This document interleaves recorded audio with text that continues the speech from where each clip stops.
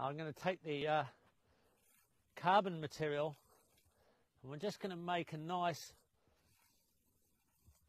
fluffy bottom to this, because we want the compost to be aerated at the bottom. We want a nice loose, you can use small sticks if you've got them. Now we're going to have to make 1 cubic meter minimum. That's 1,000 litres. If you try and make a compost any smaller than that, it just won't get hot enough. You have to make sure that it's got the right size, otherwise it won't get up to the right temperature. It's like not having a hot enough oven to cook the cake. Bit of cow manure. Now, the aim is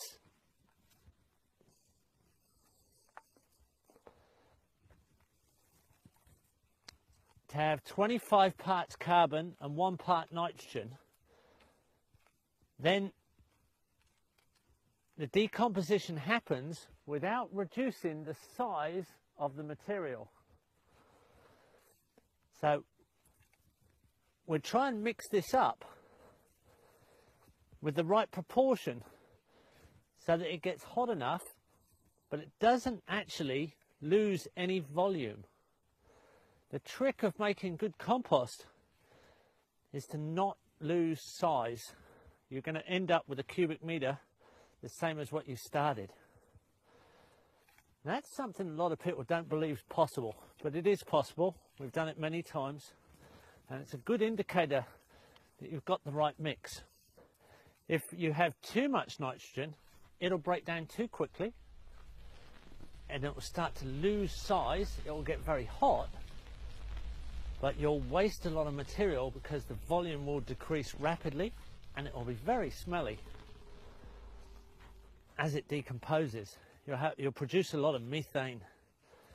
If you've got the right size and you've got the right proportions of carbon to nitrogen ratio, and this is part of the carbon I'm putting on now, what will happen is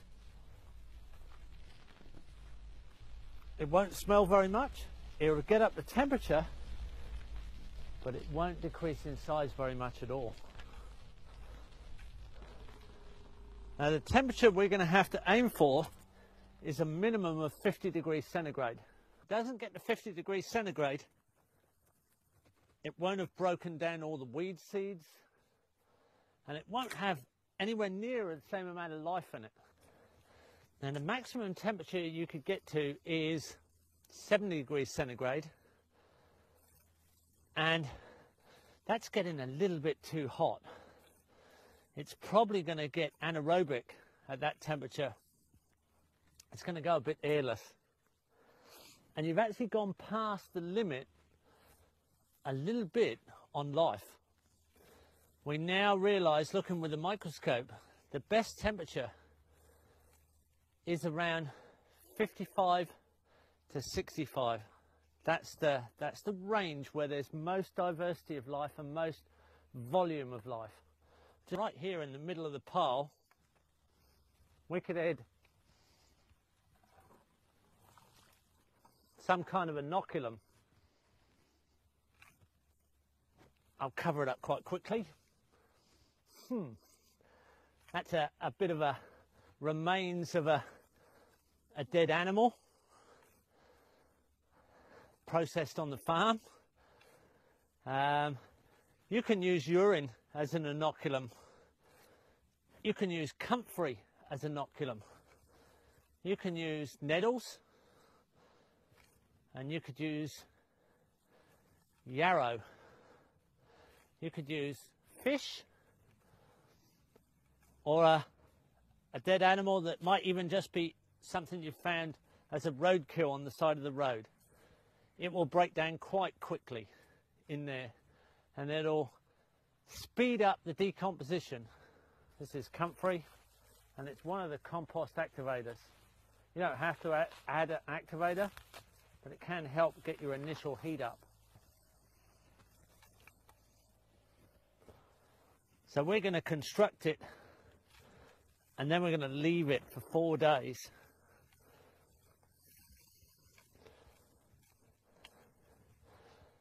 And in those 4 days, the organisms are going to get their breed population started. Going to start to build up their numbers, and then after 4 days we're going to turn it again, and that'll mix a lot of things together, and it'll also kill a lot of organisms, and their bodies are going to be consumed by the next generation of organisms. So this is a sort of thermonuclear life and death cycle. All these little organism colonies are going to burst into life and multiply rapidly and create a lot of heat. There's a lot of breeding going on. It's going to be a little bit cooler on the outside. And when we turn it over, we're going to make the party turn inside out. Once a bit cool and passive on the outside, it's going to go to the inside and become hot and steamy and very active. The process then will start to take organism to organism, body to body. One colony becomes another colony as it's consumed the dead bodies of the previous party. And the carbon, which life is based in, is going to bond the nitrogen and all the other elements into a humus, a stable humus. Carbon is the sponge, nitrogen is the fuel, and any other elements that are involved then become additions to long chain carbon molecules. So the long chain carbon molecules stick the process together. They become the sponge. Nitrogen's the fuel, and everything else adds a little spice to the event. Even toxic substances, even if there's a little bit of toxicity here in some of these materials, that'll get locked up. That'll get locked up in the long chain carbon molecules and become inert. This is one of the great things about the natural system. It really is ashes to ashes, dust to dust. And these cycles bond up the toxicity, so it's not a problem anymore. That's how the environment neutralizes the effects of toxins. And we're just putting these, the most diverse environment of life in the known universe, the soil organisms. We're putting them to work for us. We couldn't have more workers. And that becomes very obvious when you look in the microscope. We could even add a bit of charcoal at this stage. Charcoal has an enormous surface area, and it creates a habitat for the organisms.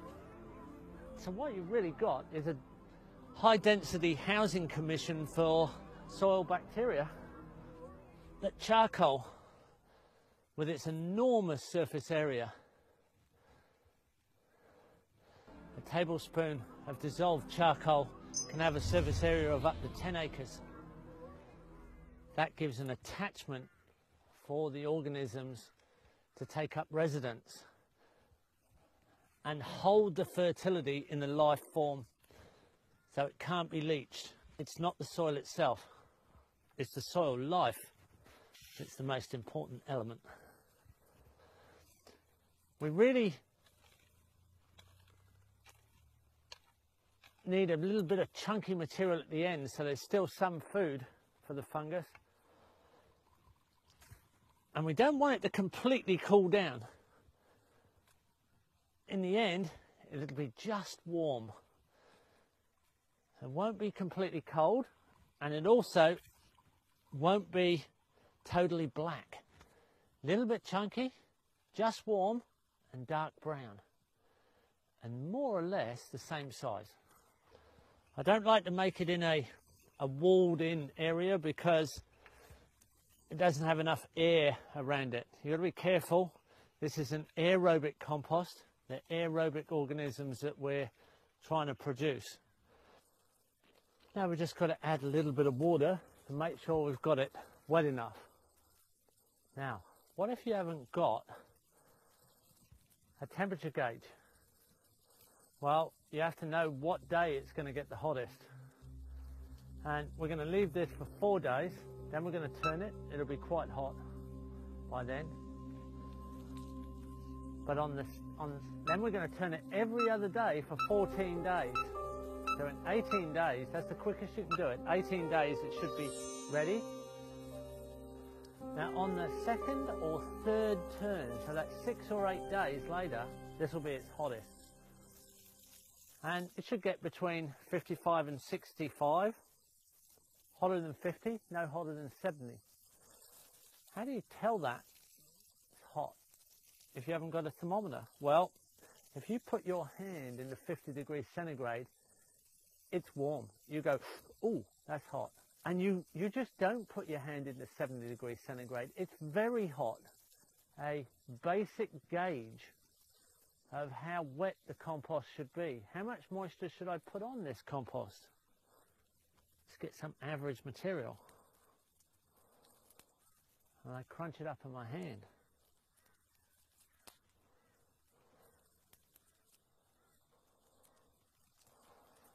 And I give it a really good squeeze.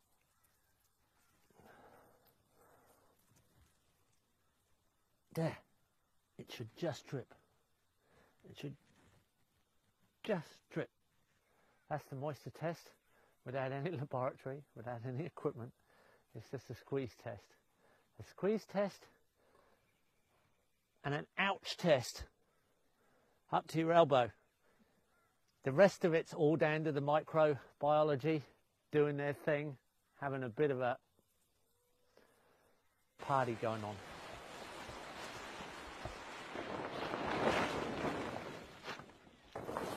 Nothing special about this.